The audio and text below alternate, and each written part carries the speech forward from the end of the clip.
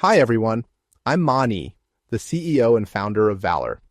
If you have or are planning to sell appreciated capital gains assets in Mississippi, you know you'll lose something between federal and Mississippi taxes.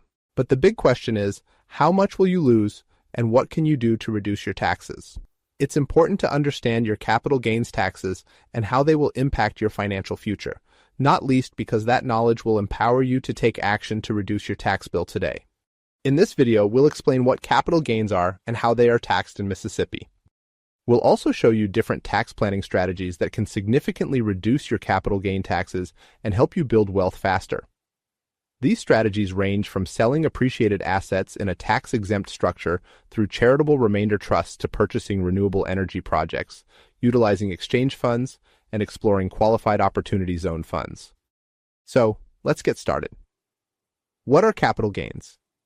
Capital gains are an asset's increase in value above its basis, or in other words, cost. Assets can include stocks, real estate, or even an item purchased for personal use like a car or a boat. Basis is usually the price at which an asset was purchased, but for some assets it might be a different amount. For example, if you renovate your house, your basis in the house will be the purchase price plus the money you spent on the renovations. Capital gains can be realized or unrealized. Realized in this context means acquired or received, so realized capital gains are gains that you have received from selling the asset. Unrealized gains, by contrast, represent a change in the value of an investment that you have not yet sold. Capital gains are not taxed until they are realized, meaning that even if your Apple stock has increased 50 times from the day you invested, you won't owe any capital gains taxes until you sell the stock. There are two types of realized capital gains for taxation purposes. Short-term capital gains are gains from selling assets that you've held for 1 year or less, while long-term capital gains are gains from assets held more than a year. Realized capital gains are typically subject to both federal and state taxes. The tax rate you will pay on capital gains will vary depending on where you live, your income, and the type of asset you sold. For federal capital gains taxes, short and long-term capital gains are taxed differently. Short-term capital gains are assets held for 1 year or less before being sold, are taxed as ordinary income, while long-term capital gains are taxed at lower rates.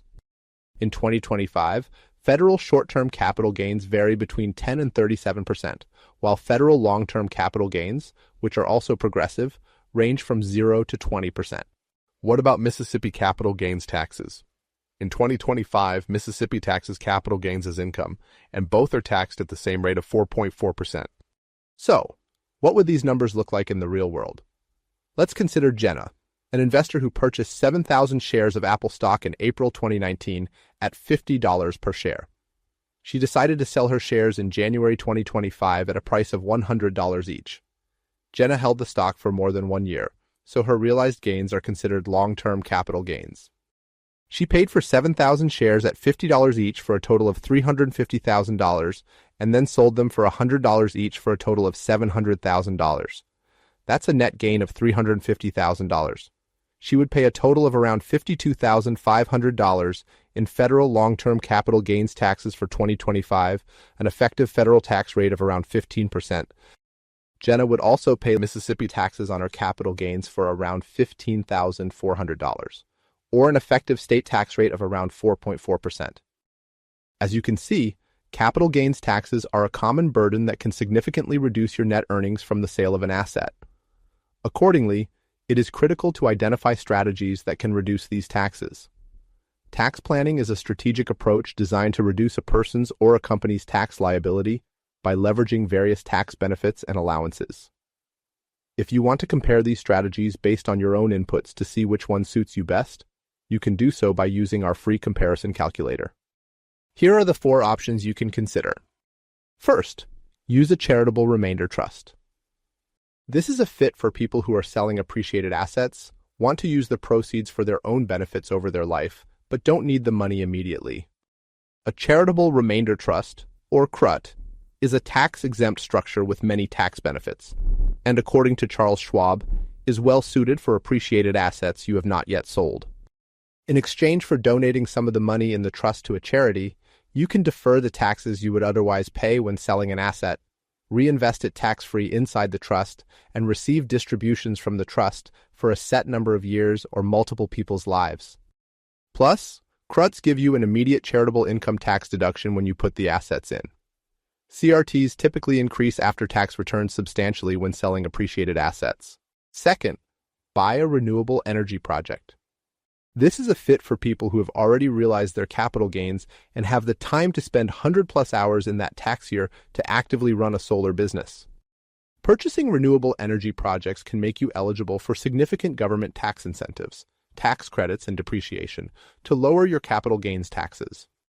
This strategy typically can return more in tax savings than your purchase price in the first year alone, and you receive more tax savings and income in future years. Third, use an exchange fund. An exchange fund is a fit for people who have appreciated assets, want to diversify but are older, and don't need to sell the assets or require liquidity for their own use. An exchange fund is similar to a mutual fund, but instead of contributing cash, investors contribute stock. By aggregating the concentrated stock positions of many investors, an exchange fund allows you to substitute or replace your own concentrated stock position with a diversified basket of stocks of the same value. Importantly, after you have exchanged your concentrated position for a diversified basket of stocks, you will still have to pay capital gains taxes when you sell the diversified stocks. Still, because you now have a diversified basket of stocks, it may be less pressing for you to sell your shares and face capital gains taxes. Lastly, opportunity zones. This structure is ideal for individuals who have already realized capital gains, seek real estate exposure, and view their potential opportunity zones as a top quartile investment. Investors with eligible realized capital gains can roll those gains into a qualified opportunity zone fund designed to develop underinvested communities. By doing so within 180 days of realizing the gain, they can benefit from two key tax incentives: tax deferral and basis adjustment. In a qualified opportunity zone fund, capital gains may be deferred until the investment is sold or exchanged, or until the end of 2026, whichever comes first. Additionally, if the investor holds the qualified investment for at least 10 years, they become eligible for a cost basis adjustment, aligning it with the fair market value when the qualified opportunity zone investment is sold or exchanged. All right, that wraps it up. Now, a quick word about Valor. We've built a platform to give everyone access to the tax planning tools that billionaires, such as Facebook founder Mark Zuckerberg and others, use. Simple and seamless to pick the best strategy, set up and administer these structures at a fraction of the cost of competitors. I really hope you found this video useful. If you still have any questions, please visit our website at valor.com, where you can read more content on the subjects, use our online calculator, discover your potential financial gains, or schedule a call with us. Check the link in the bio for more details. Please feel free to comment, like, share, and subscribe to our channel. Thanks for watching.